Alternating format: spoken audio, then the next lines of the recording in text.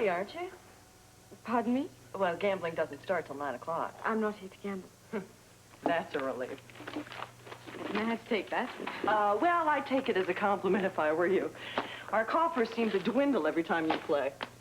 Well, a lucky customer's good for business, brings in the crowd. True, but then so is an ad in the Port Charles Herald, and it's a lot less costly. Anyway, as I said, I'm not here to gamble.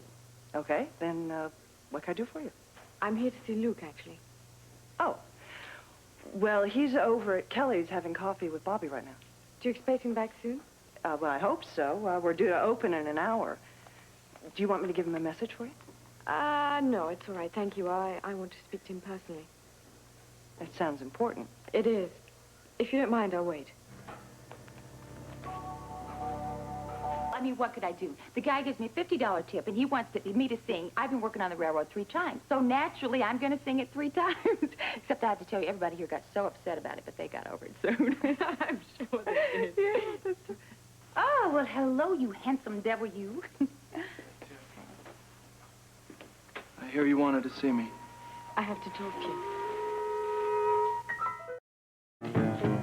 So, to what do I owe this pleasure? Can't an old friend stop in to visit? Is that what you are, an old friend? I'd like to think I am. So would I. But I can't. I assume you heard the explosion yesterday? Yeah, well, it was hard not to from here. I was wondering if maybe it had something to do with Professor Gerald's disc. It's an interesting theory. Why do you wonder to me? Because I think you know something about it.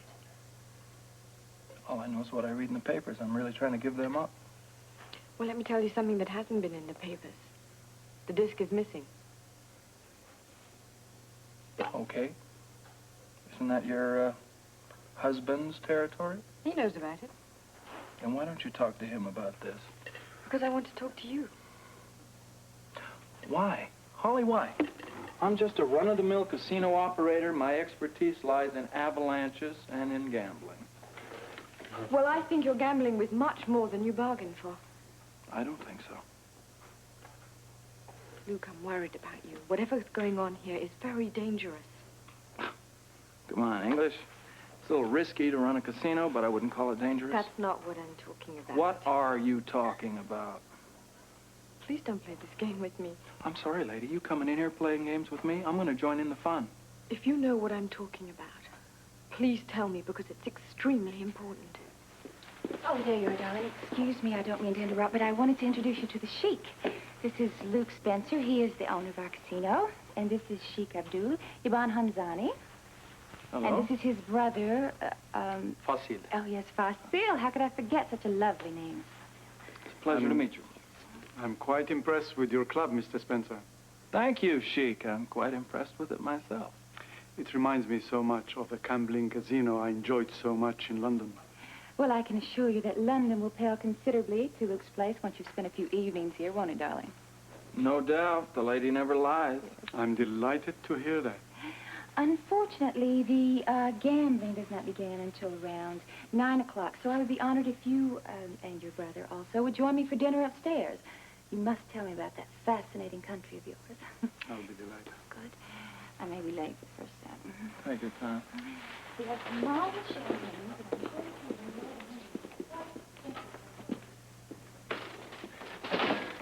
As I was saying, life in the casino is only dangerous to oil barons if the tiffer puts her eyelashes in high gear. She knows what she's doing. I'm just not so sure that you do. I always know what I'm doing. Tell me, do you know why Robert raided your place? Sure. To ruin my business. I don't think so. I think he was looking for something that had disappeared here. The disc. Well, it's funny how things disappear, you know. I seem to remember a tacky half a sixpence I gave you one time. What happened to that? Why are you doing this? You got your questions, I got mine. All right. I threw both halves into the reservoir up on our mountain. I thought you were dead. I couldn't go on wearing them and try and get on with my life, too. I hope you understand that. Sure. So you got on with your life. Why do you keep coming back here? I'm trying to help you. You're not. Luke, I have to know. Do you have what Robert was looking for that night? Well, good evening. You open for business or not? I'm sorry. Am I interrupting? Thank you for asking your piano player to leave. Yeah, well, look, I can't keep the whole place on hold for long. I gotta open the casino. This is much more important. Please tell me. Do you have it? It? If Robert thinks I got it, why doesn't he ask me himself? You'd hardly be inclined to tell him the truth. So he thinks I'm gonna tell his blushing bride the truth? He doesn't know that I'm here. Okay. That's the truth. Well, you've had trouble with the truth before, haven't you? Luke, I'm trying to help you. You trying to help me or con me, Holly? Help you. All right, let me ask you a question. Why the hell would it be here? I heard that the old guy, Gerald, he invented it, spent 14 years on it, I read. So why doesn't he have it himself? Because it was stolen. By me? No, of course not. The point is, guess which night it was stolen? I'm not interested. You're starting to lose me here. Stolen the night your casino opened. So? So, if the person who stole it was trying to pass it on to someone else, what better place than to do it here? Like I said, you're really losing me now. The disc resembles a chip. It must have been passed on here. That's why Robert raided the place. He was looking for the disc. It's amazing. Your imagination knows no boundary, does it? I'm not imagining the danger. It could still be here. Well, if it is, baby, I have no idea. I have no idea where it is. I have no idea or not willing to admit it.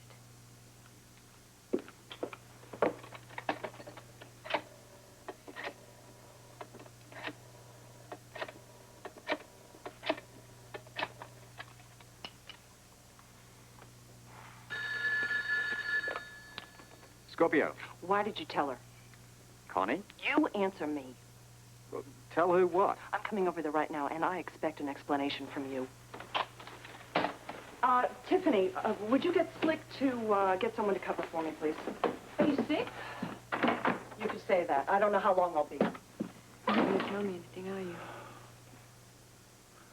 Look, you come waltzing in here, dancing to some tune called Danger and Discs and Beaucoup Intrigue. What do you expect from me? A little honesty and trust. Silly of me to expect you to trust me. You never did before. That's not true. There was a time when I did. Well, not recently. Otherwise, we might still be together. Oh, please, English, this is old news. Now, wait a minute. You made me told you about the sixpence. Well, I'm going to tell you about what you did. You rejected me. That day on the dock, I would have gone with you. But you just couldn't get over your old fears about me. And now, look at you. Excuse me, Mrs. Scorpio. Look at me. I'm doing just fine. Are you? I don't think you really trust anyone. Not particularly, no. Are you happy about that? Don't I look happy? Not as happy as I remember. Maybe none of us are as happy as we are in our memory. I guess. I don't have any regrets. Well, I'm happy for you. Because every once in a while I get hit with a biggie. I regret giving you up, English. I really do. Now, if you'll excuse me, I'm neglecting my duties. I got to get the casino open. You're not going to tell me anything about the disc? I have nothing else to say, do you? No, I don't.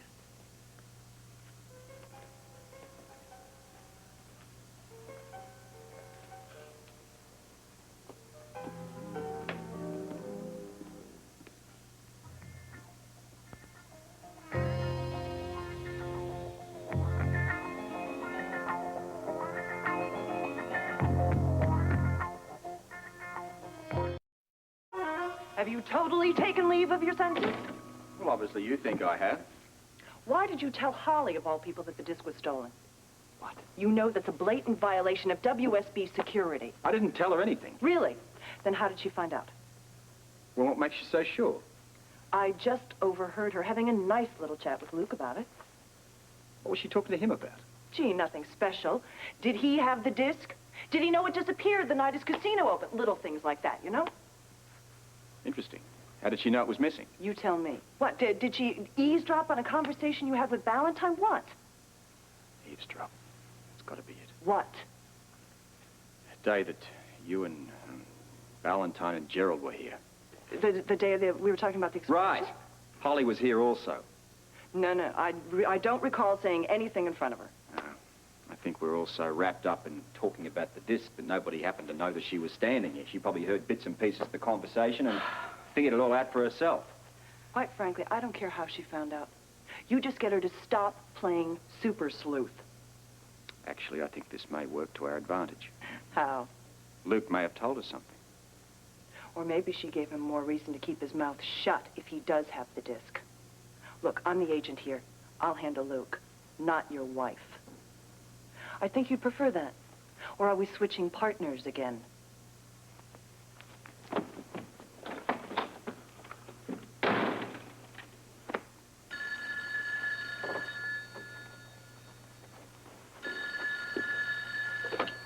Scorpio.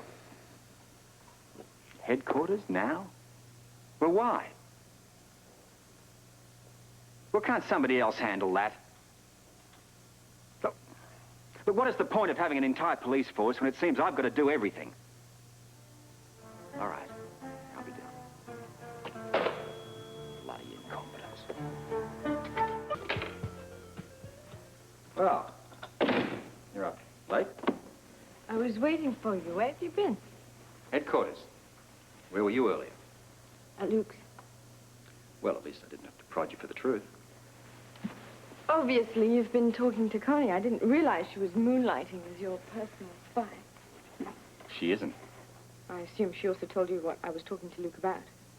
Connie's very thorough. I was trying to help, Robert. Look, I told you I don't want you getting involved in this disc business. Aren't you at least going to congratulate me on finding out? You're impossible, you know that. Would you have me any other way? The truth? No. Okay, let's get down to the matter at hand. How much did you overhear the other day? Well, having you, Gerald, Valentine, and Connie all in the same room did pique my interest a little bit. Yeah, but, how much did you hear? Enough to know that you're involved with something that's very dangerous. Precisely why I don't want you involved. Precisely why I want to be. Robert, I've told you this before. If it concerns you, then it concerns me, too. Your well-being concerns me. Okay. If you tell me the truth, then I won't poke around anymore. That a promise? Let's call it a tentative agreement. Add evasive to your list of non-virtues. Duly noted. So tell me, the disc was stolen? Yeah. The night of the casino opening, but I guess you figured that out already. Right, as you said, I'm very perceptive. Well, how did you find out, about the disc being missing? I just pressed a few of the right buttons on your computer. So, you cunning little thing, you've used my access code. It was quite easy to figure out, actually. Well, if you have the key to the computer, why bother talking to Luke? Well, the computer only told me that the disc had been missing since the night of the casino opening. I wanted to know more than that. So I thought Luke would be the natural person to talk to. I thought he might know something. Does he? If he does, he's not saying anything. Well, that's been his gambit all along, hasn't it? I thought he might open up to me. Did he give any clue at all? None. I have no idea if he has the disc or not. So we're back to square one. If I might make one observation, though. Please. When have you known Luke not to be in the center of all the action? So you think he does know something? I think he's worth watching.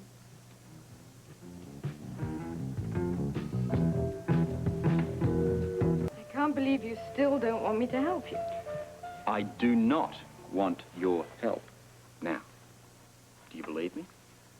But we could track down the disc together. We're not talking about a remake of The Thin Man here, you know. don't know, I think I'd make rather a cute Nora Charles. You'd make a very cute Nora Charles. The point is that acting like Nora Charles can be rather dangerous. Nora never got bumped off. Look, that's a film. It's a movie. This is the real world here. I know a lot about the real world. I haven't led a sheltered life, as you remember. Consider yourself lucky to date. I rather consider myself clever and resourceful. Add to that stubborn. Holly, my final word is no. It is so frustrating sitting on the sidelines. Hey, listen. Settle for just cheering on the home team here, huh? So you get to have the fun and I get to wave pom-poms. I want to do more than that. I want to be involved with you and your work. You can be a great help to me. How? The same way that you were during the Susan Moore murder business. Just give me that excellent feedback. I do good legwork, too. Yeah, you do. Look, Holly, I'm not going to have you as a target, right? Understand that. But we work so well together. A few other things we do well together, too.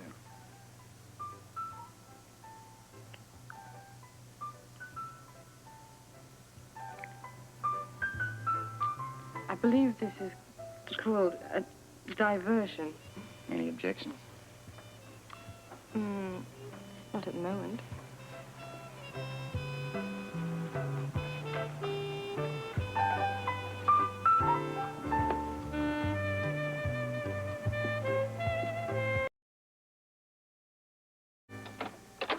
Professor! What a surprise. It would be an even bigger surprise if I arrived here at 2 in the morning when I first contemplated this visit. I can see from your state that something's troubling you. I figured out my schedule.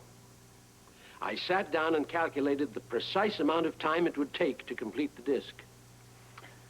Well, obviously, from your emotional standpoint, the results weren't too gratifying. The expo's coming up. Even working around the clock, I can't possibly finish the disc in time.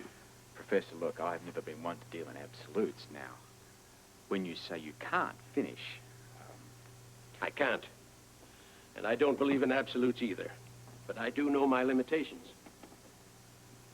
Did you have any idea about this before? I thought perhaps I could do it.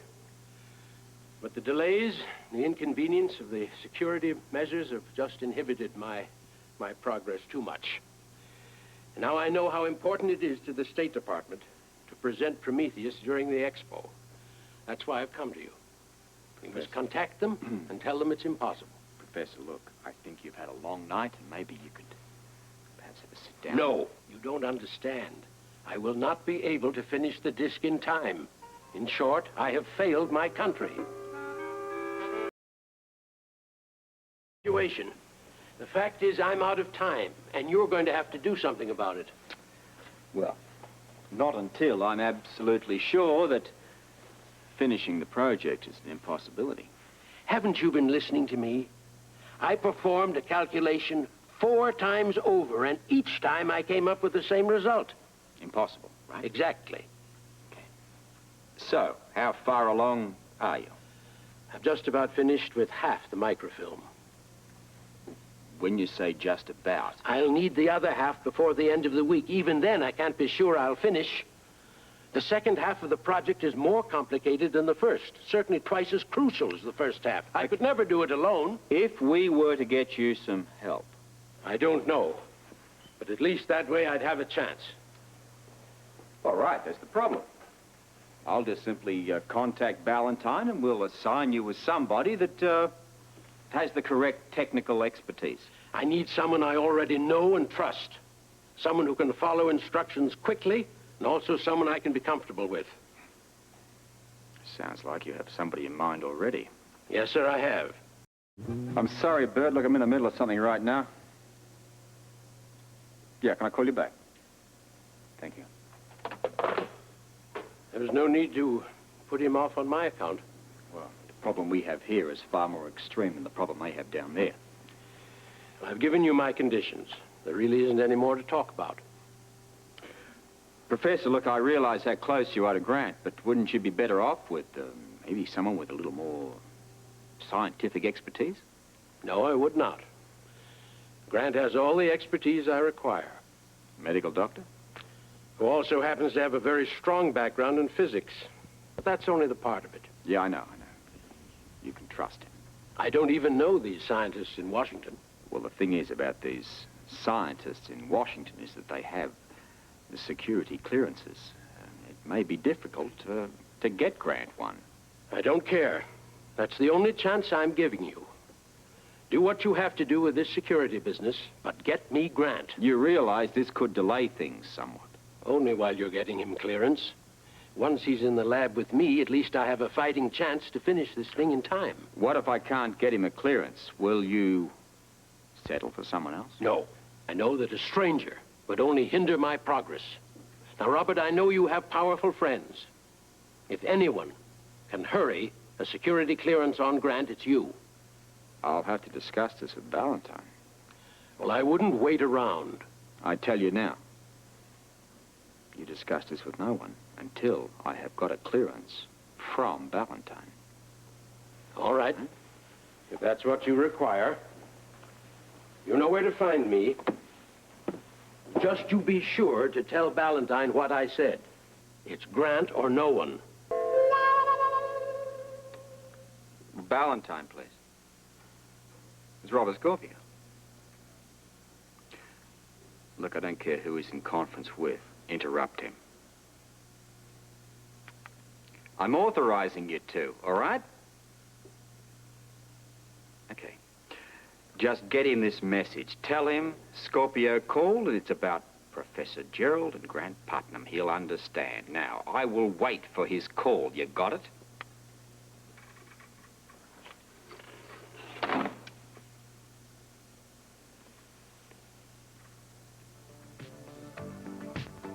Sorry I couldn't get back to you sooner.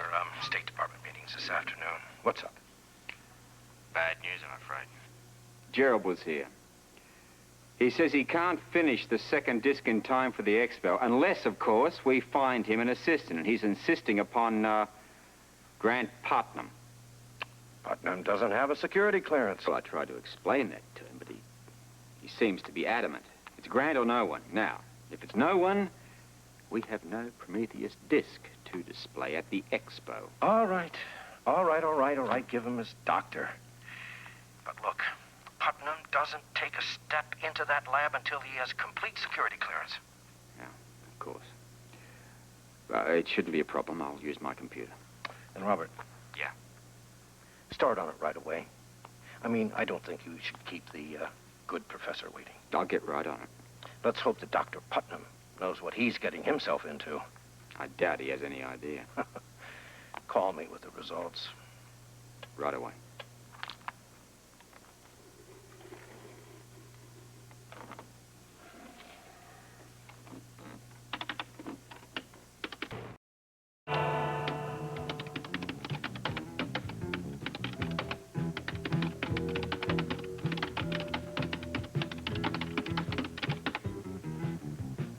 Purpose: to ascertain viability of security clearance.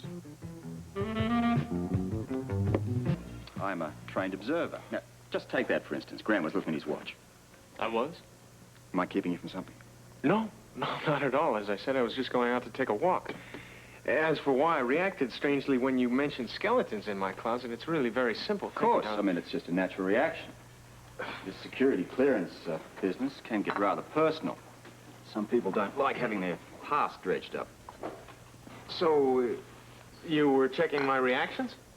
To see what I was up against. On that count, Robert, I can only say this.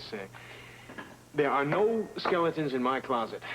No arrests, no mysterious women, no strange political affiliations. In fact, all in all, it's been a pretty boring life. Clean one, huh? Clean life, clear conscience. The preliminary investigation is virtually completed. Hmm? What I'm looking for now is a few references. References? I can give you my resume if that would help. I was thinking of something, well, further down the line. Say, people you've known for, well, an extended length of time. Most of them are on Long Island. Dr. Boyd, for example. Boyd? Yes. Then there's Professor Anderson. Professor Anderson is at the med school in London. Mm-hmm. He retired last year, but I believe he still has quarters on campus. Well, it should be perfect. Now, I'm thinking about someone here who you may be a little closer to. Maybe a guy you buddied around with. Oh, Robert, since England, I've lost track of most of them. What about Bunny Willis? Bunny? Mm-hmm. Bernard Willis. He and Grant were best friends all through high school and college. No, Robert, it's been years. In fact, in the last 15 years, I've seen him one time. He was here in Port Charles for a medical seminar. Another doctor? A plastic surgeon. Oh, that sounds perfect. You know, there are others. I could give you names of people who'd be easier to find. This will be fine, Grant. Look, thank you very much. Great coffee, Celia. Well, thanks, Stella. I will, next time I see you. I'll be in touch. Right.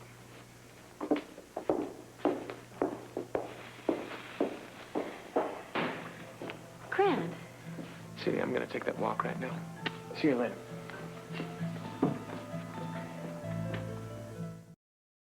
No, Dr. Grant's not in any sort of trouble. Just the opposite, in fact. He needs a security clearance for a rather special project.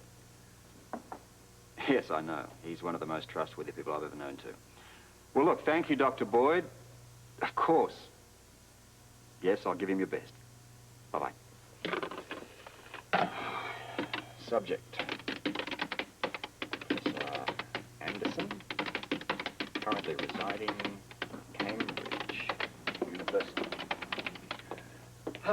Return all relevant information. Sorry to interrupt, but you have visitors. Who? I could try to pronounce it, but I think you'd be better off if you heard it from their own mouth. I'm intrigued already. Commissioner Scorpio, I presume. That's right. I'm Lord Rama from the small country of Gulistan. Well, how do you do? This is my wife. You've met my wife, Holly, of course. Indeed. She has been most hospitable. Well, I guess the next thing is, please sit down, what can I do for you? It's very simple, Mr. Scorpio. Since the State Department does not have an office here in Port Charles, I'm coming to you to present my credentials.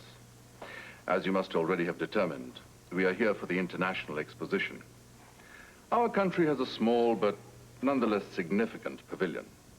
Of course, we expect our pavilion to be treated as foreign soil with the same immunities and courtesies afforded to any embassy or consulate. Oh, yes, of course. That goes without saying. All the pavilions will be granted that status. Also, we're more than happy to provide you and your entourage with any protection needed. That is most kind, but not necessary. We have provided our own protection. Though I do appreciate the gesture. Well, I hope you enjoy your stay here, Lord Rama. We look upon the event with great expectation. Mr. Scorpio, Mrs. Scorpio, I hope to see you again soon. We'll stop by your pavilion. As honored guests.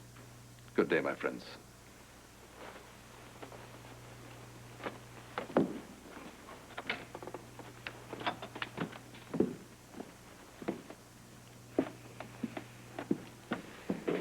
Well, what do you make of that lot? Guess we'll be exposed to all kinds of people over the next few months. Rama seemed friendly enough, though. Do you think I should have invited them to lunch? What would you serve? Something American? Beans and franks? I think not. You just continue to be the beautiful and charming hostess that you are. I'm a believer in not getting too friendly with the diplomatic crowd. How about you? Are you hungry? In a while, love, I've got to complete this security check on Grant Putnam. The sooner I get it done, the better for everyone. Lemon, no sugar. That's still the way you like it, I hope. Just set it down. I'll get to it later.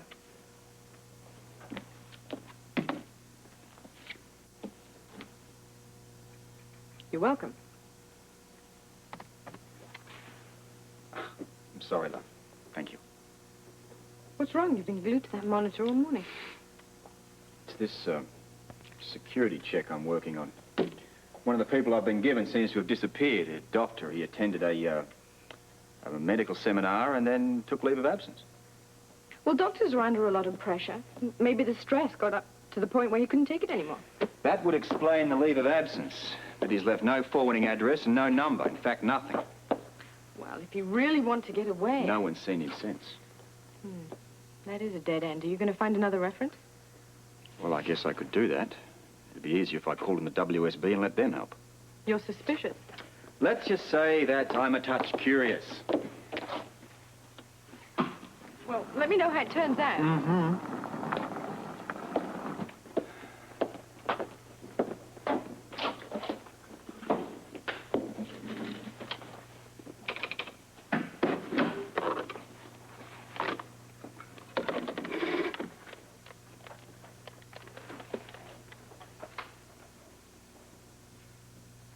Valentine, please. It's Robert Scorpio.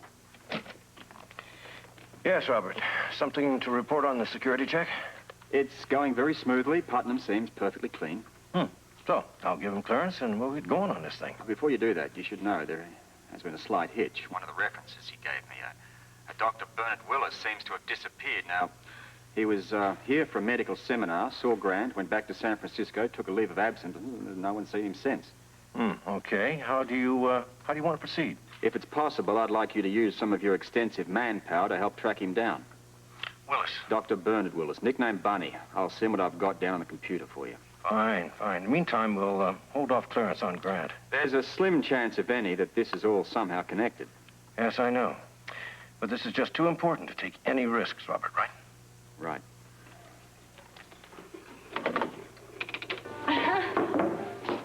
Excuse me, I hope I'm not interrupting anything. Stella let me in.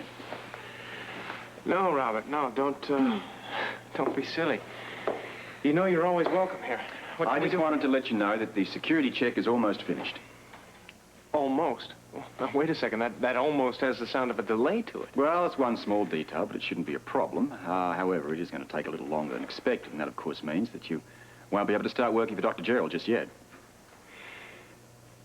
Well, I'm afraid that's going to be more of a disappointment for the professor than it is for me. I know. I'm on the way to the lab to tell him. Please give him my regards. Of course. I'll walk you to the car. Thanks.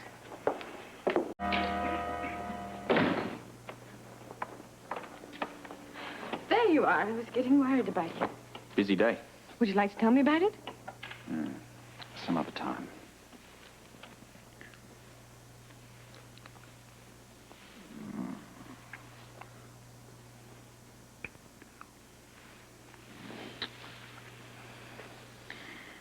I would like to help, though, you know. Oh, you are. I mean, in a more concrete way. Come here. Here we go with all the excuses. Try reasons. I've had them all before. Then humor me. It's just that I think there are some things I could do to help. You do. Your love, your support, that's what keeps me going. But then include me. I can't. There's too much danger. The closer we get to this expo, the greater the danger becomes. Look, for the time being, can't you just continue with the role as the beautiful hostess? Robert, do you have any idea how boring that can get? Well, faced with the alternative, I'd take boring any day. Oh, it's not that I'm looking for danger. That's what you're going to find. Just looking for a little excitement. Why? Because it's in my blood. Holly, look. You've got a good thing going here. Everything's taken care of for you. I know, and I appreciate it. I just feel like I'm being wasted. Everyone else is rolling right along. And I'm just standing still. Why do you think that your life is any more boring than anybody else's? I mean, look at Celia. Do you think that she leads an action-packed life? Well, that's different. She's not married to the police commissioner. No. A doctor. Yeah, run-of-the-mill doctor. So what's that got to do with anything? Well, his life is boring, so hers is too. I don't think Grant's life is boring. Well, it's nowhere near as exciting as yours is. Come on, look, everything's relative. And I'm sure that Grant doesn't feel that he leads a boring life. That me, my heritage, and my associate, I've never been treated as such before, and I thought I was an honored guest in this country. Well, you'll have to pardon us. I would appreciate it if you wouldn't bang your hand on my desk. It's not good for the wood. And I doubt that's very good for your hand, either. As I suspected, you're not going to do anything. Look, you're going to have to explain to me exactly what happened. I have told you. You were thrown out of Luke's place. Well, I've had that honor a few times myself, but you're going to have to tell me why you were thrown out. I have made a proposal to his woman. Connie? The man wouldn't even listen to me. Sounds like Luke, all right. Well, are you going to do anything? With all due respect, sir, I'm afraid I can't. That's no excuse for the way I was treated. I am a visiting dignitary and should be held with such respect. I agree. Well, are you going to arrest him? Well, I'm afraid that all I can really do at this particular stage is talk to him. In my country, talks means very little action. That is when a man learns his lesson. Yeah, well, that may be fine for where you come from, but we do things a little differently here now. Perhaps I could talk to Connie and she might be able to intercede on your behalf. Thank you. I'm not interested in that one anymore. Not your type, huh? Far too opinionated for my taste. I think I will be looking for someone else. Tough life.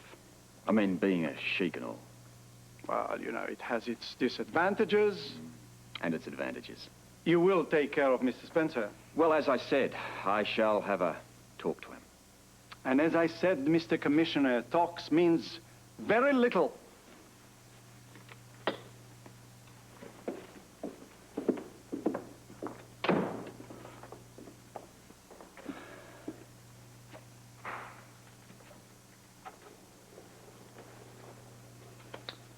Well, if anybody's interested, I will be at Luke's place. Extra hot air. Oh. Morning, all. Glad I found you both in. Oh, what a shame, Robert. We were just leaving. Oh, this won't take long. Oh, you always say that, you know, and then that little time that you want turns into hours and then days, and people doze off. Humor me, will you? Look, I had a visit from a rather irate sheik. Well, what sheik would that be? Your sheik. Now, look, you of all people ought to know better. You run an international organization here. You should avoid international incidents. I suppose you're right, Robert. You busted me again. I guess in the name of détente, I should have sold her to the gentleman. Now, of course, I might have had a few objections. Well, regardless, I think that you could have employed a little more, tact. Well, what about the sheik? He could have used a smoother approach. Well, he probably doesn't know any better. Well, now he does. This is a nowhere argument. It certainly is, but I think you're making it a little more serious than it is. Excuse me. Luke's place. Hi, Tiff. Oh, yeah? Oh, all right. I'm on my way. Okay, baby, bye. Well, I'd love to stay here and discuss international relations, but I really must go, okay? Look, please, these people, they are supposed to be our guests. They are. I will remember that, Mr. Commissioner. Okay, thank you. Connie? I'd like to have a word with her. Is that all right with you? Why don't you go ahead? I'll catch up with you. Fine.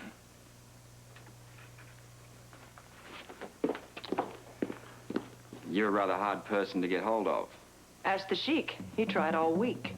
And just what do you think you're doing? You lower your voice? It is lowered. You were practically screaming. Or do you want the kitchen help to hear you? You are a WSB agent. I am well aware of that. And as such, an employee of the federal government whose job it is not to alienate foreign dignitaries. First of all, you're not my boss. And second of all, what was I supposed to do, marry the guy? Oh, of course not. Well, it sounds like that's what you're suggesting. What I'm saying is you could have strung him along a little. Oh. Look, he comes from a DVX satellite country. Possibly he had information we could have used. My job is to cover the casino. Your job is to get information. Now, you've already told me you don't think Luke has got the disc. I don't. Why are you hanging around him then? Huh?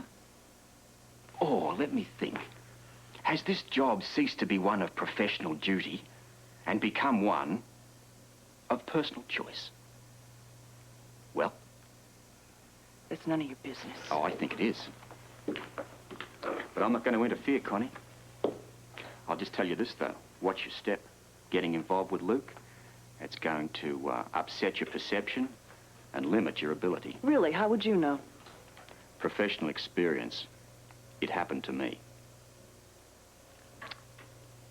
Well, thanks for the warning. But look, I've been an agent long enough. I know how to keep my professional life separate from my private life. I just wondered if you can handle it. Hey, don't worry about me. I wouldn't think of it.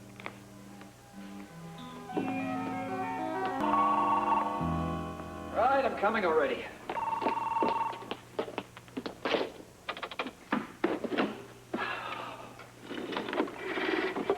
Scorpio. It's Valentine. We've got big trouble. What? There's been an explosion. The disc? No. Here in Washington, in our repository building next door. When? A few minutes ago. And all the reports that I've received so far indicate extensive damage to most of the bottom floors. Bottom floors? That's where Gerald's microfilm is stored. That's right. And Robert, I'm afraid we may have lost it.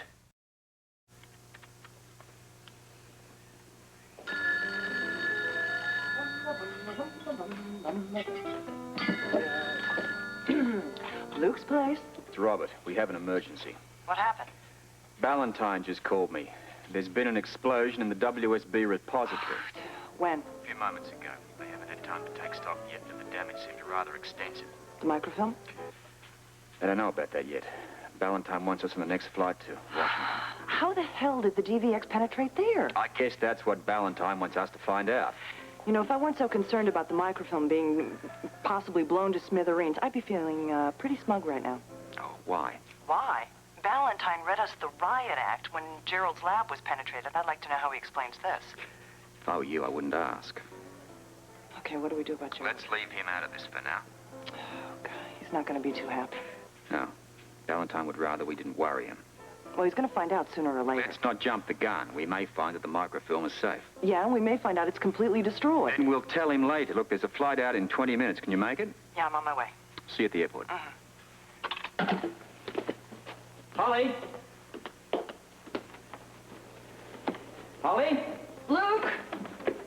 Luke, I gotta go to Washington. Well, I could do with a drink.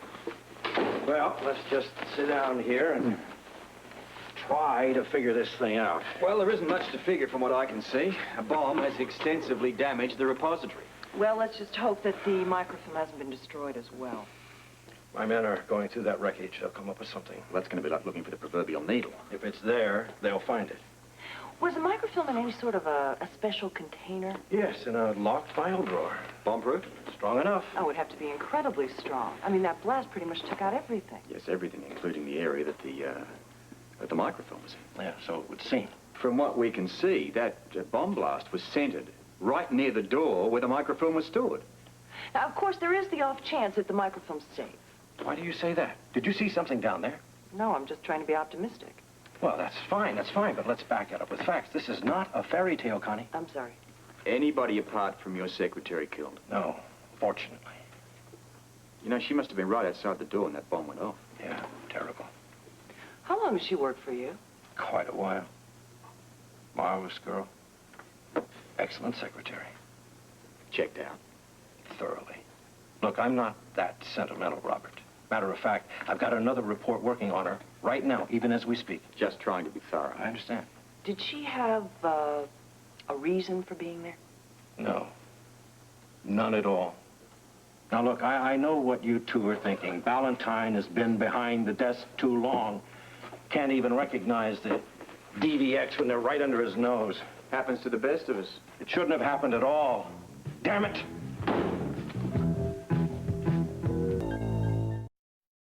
What can be taking them so long? In this case, no news may be good news. I'll buy that.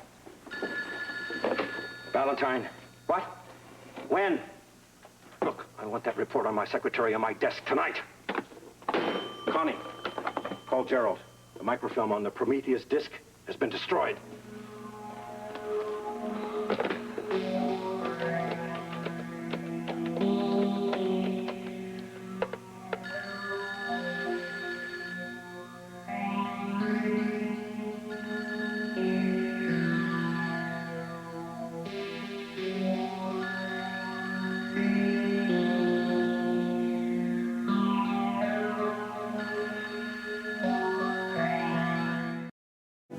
As soon as you hear something. Nothing? Nobody has seen or heard from Willis in weeks. Well, what about the hospital where he works? They say he's on a sabbatical. Okay, the house? It's been unattended and unoccupied since his trip to Port Charles. Or maybe he's on vacation out of the country. There's no evidence of it at the passport office. How about a girlfriend? There's a possibility, but it hasn't checked out yet. Strange. Yes. All right, who else can we contact as a reference about Grant? Nobody that knows him that well. In short, we can't get Putnam a clearance to work with Gerald until we hear from Willis. Oh, this is terrific. Just what we need, another delay. We got bad news. Your secretary. Right. Definitely a DVX operative. A plant. Well, surely you had her checked out before you hired her. Yes, of course we did. However, the WSB policy does not include checking out a person's apartment beforehand, and that's where we found definite evidence. She planted that bomb. Why didn't she get out of there before it blew? Probably because she knew she was under suspicion. Rather die for her cause than risk being questioned. Oh, really? A modern-day kamikaze. What I can't understand is how I let my guard down, Robert. Well, there is one small glimmer of sunshine. Please tell me. At least whoever has the disc had the foresight not to give it to the WSB beforehand. Otherwise, your precious secretary would have handed it over to the DVX. Yeah, or blown us all off the face of the map. Well, that's small comfort, but I'll take what I can get. Let's also be grateful for the fact that we still at least have the equations to the disc. Ah, which reminds me, what do you want to do about Gerald? Huh? Let's try him again. It's not a call I want to make. I'll do it. You had to be the bearer of bad news last time. What do you want me to do about telling him about the microfilm being destroyed? Well, just tell him that you've got something important to talk about when you get back. I think he's heard that one before.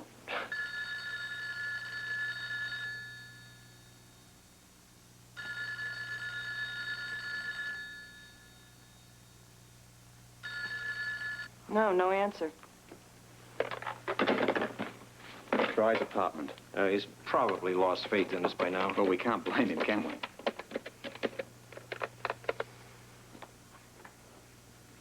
No answer there. He may not be answering. The poor guy's been working rather hard of late. Yeah, it's probably better if we break it to him in person anyway.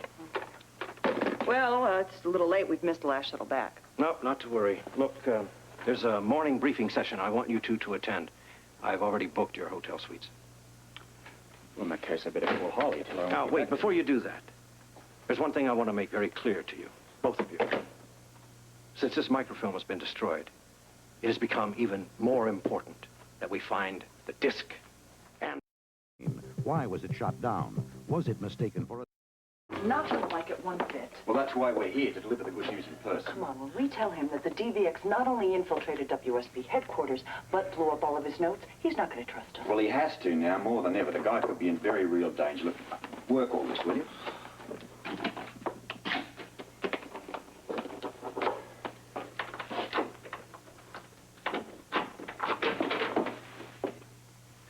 Oh, well, I guess the professor's already working. Professor!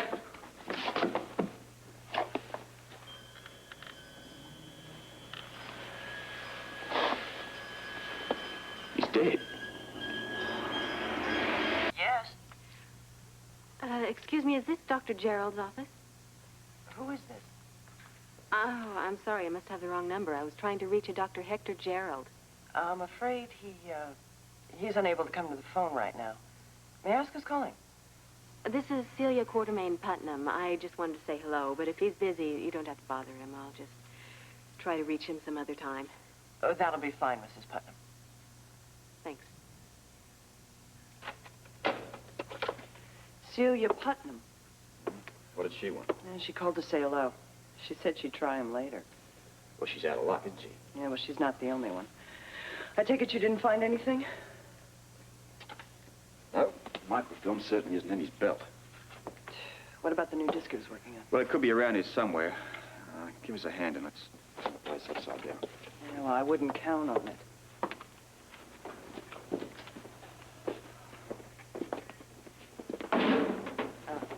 I got here as quickly as I could. All right, Sergeant, listen to me. We have a problem here and a major one. I want you to conduct your investigation as you would do ordinarily.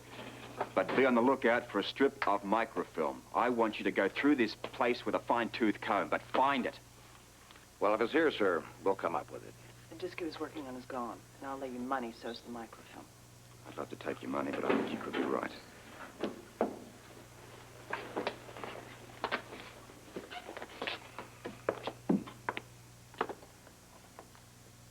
What do you figure, Commissioner? This place is like a vault. Nobody could get in here. I think we write this one off to suicide.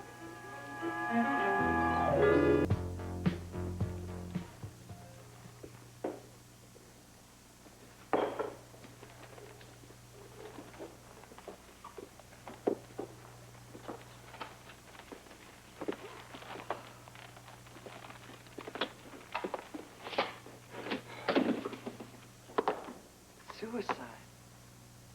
No, I just don't buy it. All right. How about this? Gerald sold out to the DVX. Gave them his half of the microfilm and the disc he was working on. Felt bad about it and killed himself. No, it doesn't fit. I agree, it won't work. No, I am open to suggestions. Honey, if I had one, I'd give it to you. But I'll tell you one thing. The Hector Gerald I knew was not a man on the verge of committing suicide.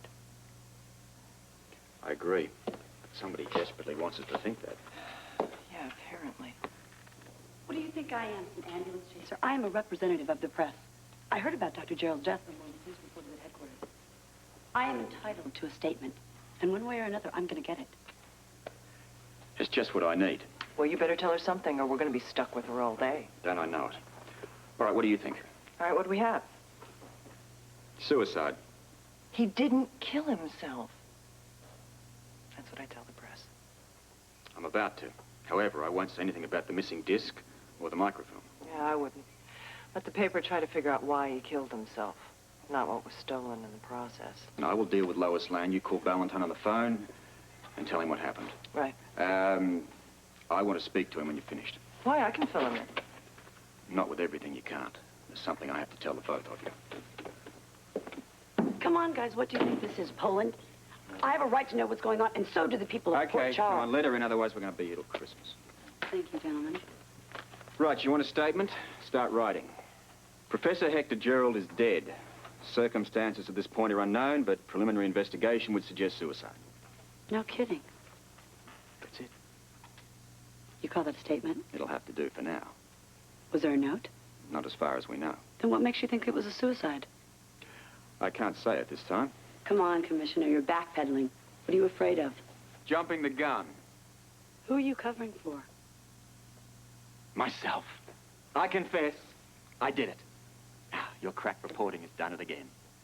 Something's going on, Scorpio, and I'm gonna find out. And so am I. Now, if you'll just let me get on with it. Does this have anything to do with the disc? Why should it? You tell me. It's common knowledge that work on the Prometheus project was completed some time ago. So then why would he kill himself? He was under tremendous pressure and heavily overworked. Why? If he'd finished the project, he should have been coasting right along. Well, we just don't know that at this point in time. Come on, Scorpio. Come on, look, I'm sorry. No more questions. Please, guys. Ballantyne. Yeah. No. Dr. Gerald's dead.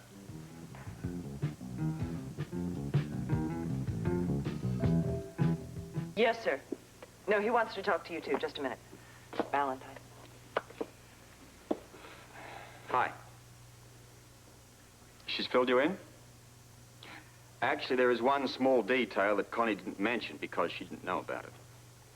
Some time ago, I cut the microfilm in half. Dr. Gerald kept one strip and I held onto the other, just to be on the safe side. As it turned out, it wasn't a bad idea. Why didn't you tell me? What? Yes, Gerald's half is missing, along with the new disc he was working on. But I still have mine. I had it reduced to a microdot. Oh, yeah. It's in a safe place, all right. Yeah, I understand. Talk to you soon. Nice move. You knew this was going to happen, didn't you? Never put all your eggs in one basket. Microdot, huh? You can stash that almost anywhere. That's right. You know, I'm not asking you anything. No, why didn't you tell me? I thought about it, but I decided that it might have been safer to play it out like this. Ballantyne on his way here? Yes, he wants to pick up the microdot personally. Sounds like it'd be safer with you than the WSB these days. Well, I thought about that too, but he wasn't in the mood to discuss it, and besides, I don't really want responsibility for it anymore. Well, it does seem like it's attracting a lot of attention these days. Ballantyne seemed awfully upset. He has a right to be. Well, let's look at what we've got. One DVX mole infiltrates the WSB, blows up their repository, and up goes our microfilm with it. Number 2, Gerald gets done in, probably by another one. Takes his microfilm and the disc as well. I mean, let's face it hasn't been a great week for the WSB. So, DVX has half, we got half. It's a standoff. One can't move without the other. You know, I would have loved to have seen the expression on the mole's face when he realized he only had half the microfilm. My guess is they're going to be after the other half very shortly. That trail's going to lead to you. You're going to be the next target. How can it? And even you and Ballantyne didn't know. I don't know. But the DVX doesn't miss much. Yes, well, Ballantyne will be here to collect his microdot. At the moment, it's quite safe. Unless, of course, someone rips off my cufflinks. I know, I gotta hand it to you, Robbie. That's very smooth. Very, very smooth. Not smooth enough, unfortunately, to have saved Gerald. Yeah, well, that's just as much my fault as it is yours. Small consolation. How the hell could they gotten in here? They didn't. You sure? I'm absolutely positive. I checked this place out myself. They didn't trip it, they didn't tamper it, they didn't even touch it. So Gerald had to let them in. There's no other way. It had to be someone he knew. Mm-hmm. And somebody he trusted. Well, there's only one person that fits that bill. Grant Putnam. Thanks. Well, Commissioner, Rebbe. what brings you to the hospital? I was in the neighborhood. Thought I'd call in and talk to Dr. Putnam. Well, I'll leave you be. May I? Of course, Robert. Please come in. Have a seat. How's Holly? Oh, she's fine. Good. This, isn't social call. Oh? Wait, is something wrong? I've got some bad news for you. Dr. Gerald is dead. What? Found him this morning. No. I'm sorry. Robert, what happened? Where was he? He was on his lab floor. He'd been shot. Oh. Well, who would want to do that? He didn't have an enemy in the world. Just himself. What does that mean? It would appear that it's suicide. Dr. Gerald? No, Robert, no, never. Never. Why? That's what we want to know. No, there must be some mistake. Look, Grant, I know how upset you are. But I have a few questions. This is a shock for us, too. No, it's not a shock. It's impossible. He wouldn't do that, no matter how bad things were going. Was he having a hard time? No. No more so than usual, anyway. When did you last see him? I spoke with him on the phone yesterday. No, it was the day before. You sound upset. No, not really. He just tired. He complained about how hard he'd been working. Actually, I guess he did sound a little bit down. Why? I don't know. He didn't say. I just assumed it was because he'd been working too hard and his project wasn't going well. Was he upset?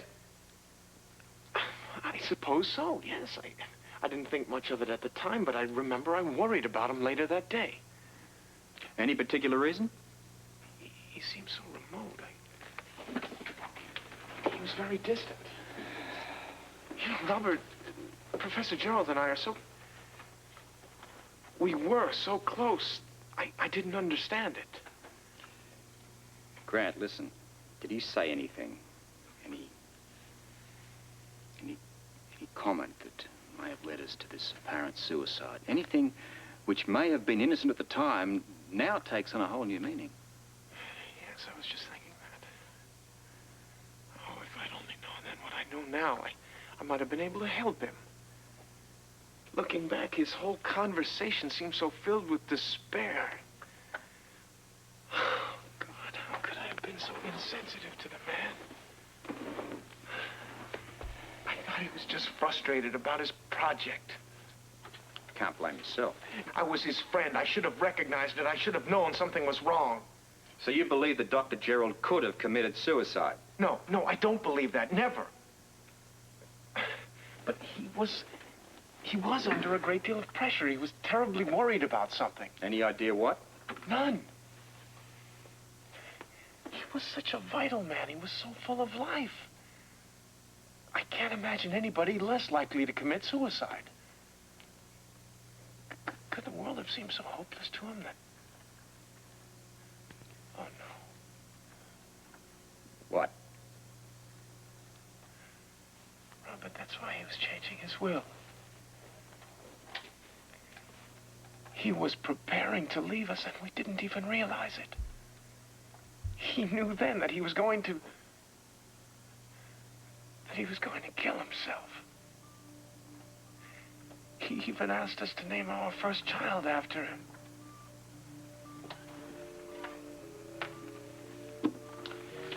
Okay. I'll leave you now. Is there anything I can get you? Yeah. Understand one thing, Grant. I'm gonna find out why this happened. You'll let me know. Of course. However, I'll need your help to probably put some of these pieces together. Robert, I'll do anything I can. Yeah, you would. Listen, in the meantime, get a bit of rest. You look worn out. I'll be talking to you soon.